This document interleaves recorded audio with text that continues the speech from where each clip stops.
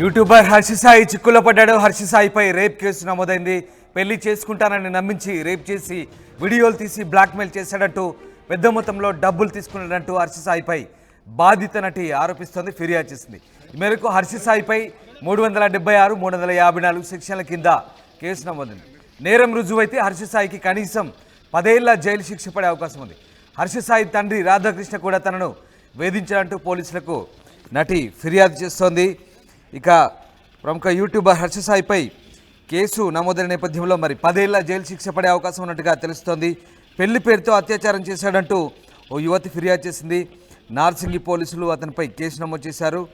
ఇక హర్ష సాయి అతని తండ్రి రాధాకృష్ణ కూడా తన వద్ద నుంచి 2 కోట్లు తీసుకున్నారంటూ ఆ ఫిర్యాదులో యువతి చెప్తోంది. హర్ష సాయితో పాటు ఆయన తండ్రి రాధాకృష్ణపై కూడా కేసు నమోదు చేశారు. బాధిత యువతి హర్ష సాయి కలిసి ఓ సినిమా కూడా నిర్మించినట్టు తెలుస్తోంది. ఆమెకు సొంత ప్రొడక్షన్ కూడా ఉన్నట్టుగా తెలుస్తుంది. శ్రీ పిక్చర్స్ బ్యానర్లో హర్ష సాయి హీరోగా మెగా అనే మూవీని కూడా ఆమె నిర్మించిందట. ఇక బాధిత యువతి గతంలో బిగ్ బాస్ ఓటీటీలో కూడా కంటెస్టెంట్గా చేసినట్టుగా తెలుస్తుంది. మొత్తం మీద ఆ యువతి ఇచ్చిన ఫిర్యాదు మేరకు ప్రస్తుతం హర్ష సాయి ఆమె తండ్రి రాధాకృష్ణపై ఇద్దరిపై కూడా కేసు నమోదైనట్టుగా తెలుస్తుంది. రైట్, మా ప్రతినిధి పెట్రిషియా జైన్ అవుతున్నారు. పెట్రిషియా, హర్ష సాయికి సంబంధించి కేసు విషయంలో పోలీసులు ఎట్లాంటి దర్యాప్తు చేస్తున్నారు? ముఖ్యంగా ఏ సెక్షన్ల కింద ప్రస్తుతం హర్ష సాయిపై కేసులు నమోదయ్యాయి? ఎలాంటి చర్యలు తీసుకునే అవకాశం ఉంది?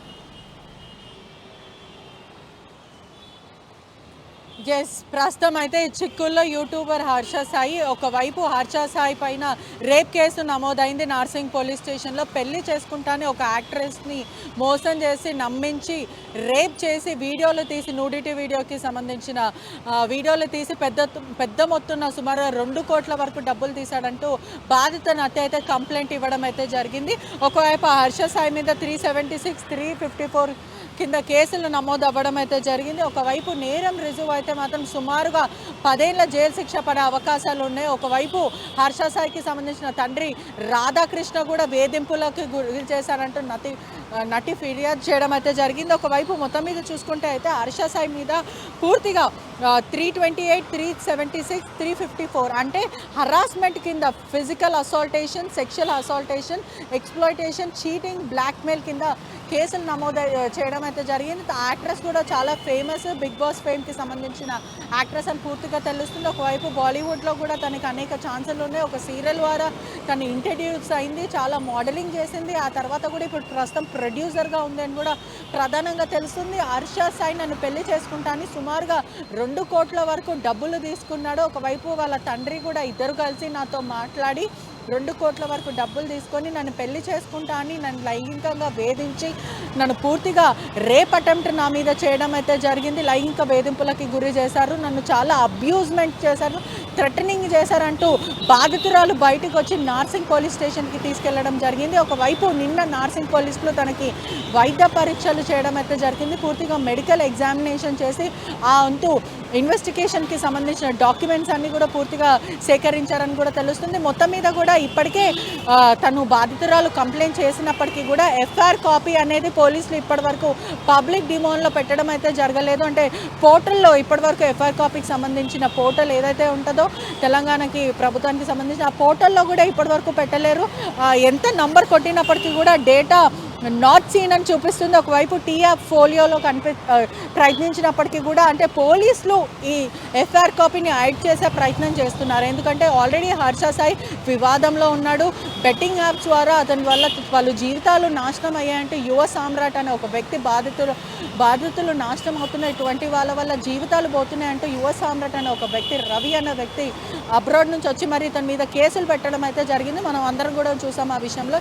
ఇప్పుడు ప్రధానంగా ఎఫ్ఐఆర్ కాపీ అనేది పోలీసులు ఎందుకు బయట పెట్టట్లేదు అంటే ఏ ఎఫ్ఐఆర్ కాపీ అయినా సరే పబ్లిక్ పోర్ట్ఫోలియో అంటే ఏదైతే ఫోలియోలో ఉంటుందో అది ఖచ్చితంగా పెట్టాలి. పోలీసులు ఇప్పటివరకు ఎఫ్ఐఆర్ కాపీ అయితే బయటకు తీయట్లేదు. అంటే గత కొన్ని రోజుల నుంచి ఒక సుమారుగా 2-3 నెలలుగా చూస్తూ ఉంటే వరుసగా అంటే హరాస్మెంట్, సెక్షువల్ అసాల్టేషన్, సెక్షువల్ అబ్యూజ్ ఇవన్నిటి మీద మహిళలందరూ కూడా బాధితులందరూ కూడా బయటకు వస్తున్నారు. మొదట చూస్తే రాజ్ తరుణ్ కేసు, ఇప్పుడు జానీ మాస్టర్, మరి ఇప్పుడు హర్ష సాయి యూట్యూబర్ మీద మీద. అంటే ఇటువంటివన్నీ కూడా టాలీవుడ్ ఇండస్ట్రీలో ఇటువంటివి చాలా జరిగాయి, మహిళలందరూ సఫర్ అవుతున్నారంటూ విక్టిమ్స్ అయితే చెప్తుంది. ఇప్పటికే మాలీవుడ్ ఇండస్ట్రీ అంతా షేక్ అవుతుంది. హేమ కమిటీ ఇచ్చిన ఒక రిపోర్ట్ ద్వారా అయితే సంచలనమైన విషయాలు అయితే బయటకు వచ్చినాయి. ఇప్పటికే చాలామంది అనుకున్నంత లగ్జరీస్గా ఆనందంగా ఒక యాక్ట్రెస్ జీవితం ఉండదు, దాని వెనకాల ఒక ట్రామటైజ్ జీవితం, బ్యాక్ సైడ్ స్టోరీస్, పూర్తిగా అంధకారంగా ఉంటుంది వాళ్ళ జీవితం అంతా అంటూ ఆ హేమ రిపోర్ట్లో చెప్పారు. ఇప్పటికే చాలామంది బాధితులు వచ్చే అవకాశాలు కూడా చాలా కనిపిస్తున్నాయి. హర్ష సాయి మీద ఎన్నో కంప్లైంట్లు, మరికొన్ని కంప్లైంట్లు రేజ్ అయ్యే అవకాశాలు కూడా చాలా క్లారిటీగా కనిపిస్తున్నాయి. ఇప్పటికే దుమారం రేగుతుంది. తెలుగు ఫిలిం ఇండస్ట్రీ ఏదైతే ఉందో 2 తెలుగు రాష్ట్రాలలో దుమారం రేగుతుందని చెప్పొచ్చు. ఎందుకంటే ఇప్పటికే అమ్మాయి బాధిత అమ్మాయి దగ్గర 2 కోట్లు తీసుకున్నారు, అలాగే ఆమె తండ్రి కూడా మీ దగ్గర డబ్బులు తీసుకున్నారు, ఇద్దరు కూడా వేధించారంటూ ఆమె తండ్రిపై కూడా కేసు పెట్టినట్టుగా తెలుస్తుంది. సో దీనికి సంబంధించి పోలీసులు ఆ కోణంలో ఎట్లా దర్యాప్తు చేస్తున్నారు?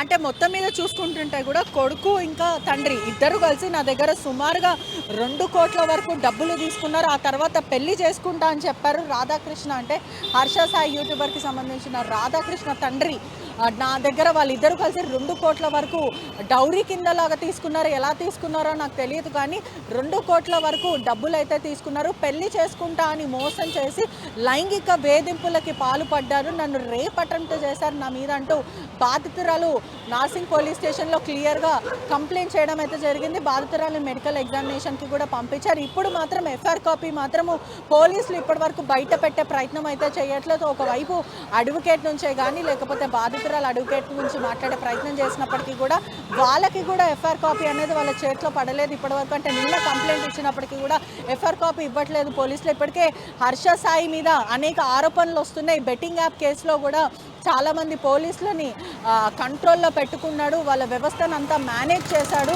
అతనికి చాలా రాజకీయంగా కానీ లేకపోతే వ్యవస్థలో అంటే పోలీస్ వ్యవస్థలో కూడా చాలామంది మిత్రులు ఉన్నారు. అతను ఒక ఇన్ఫ్లుయెన్స్ పర్సన్ అని చెప్పి బయటకు వస్తుంది.